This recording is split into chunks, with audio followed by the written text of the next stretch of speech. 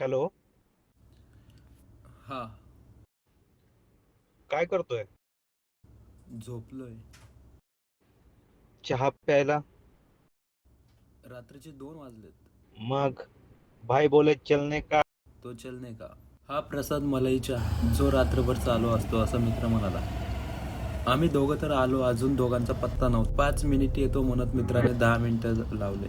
मग म्हणलं तोपर्यंत आईस्क्रीम घ्यावी. मेडिकल पण चालू होतं. आईस्क्रीम खात नाही तोपर्यंत मित्र आला. कसा आहे जोश, नाद नाही करायचा, अशी एक्साइटमेंट पाहिजे. टाटा ईव्ही घेऊन आम्ही 4 नमुने चहा प्यायला 50 किलोमीटरवरती. खिडकी खिडकी हे नको नको चार्जिंग जाईल नको 10% राहिलं 10% मध्ये 30 किलोमीटर जाऊ शकतो.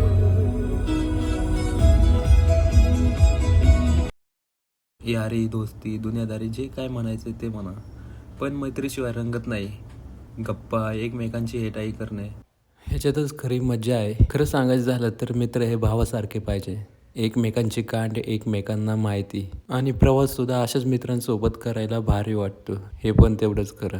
रस्ते पण भारी वाटत होते. रात्रीचा अंधार, रस्त्याची लाईट, हा कात्रचा बोगदा, दरवेळेस इथं किती उशीर होतो यायला. पण रात्रीचं ट्रॅफिक नसल्यामुळे आम्ही फक्त अर्धा तासातच इथं आलो होतो.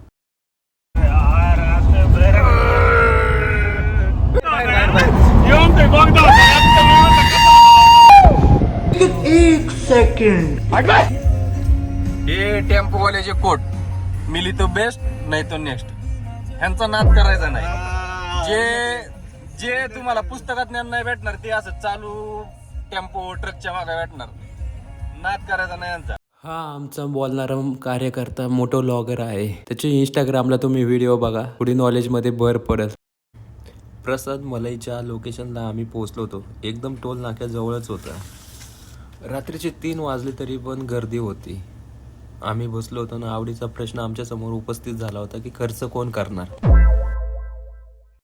मला तर जाम भूक लागली होती आणि कोपऱ्यामध्ये अंडा भुर्जी दिसत होती.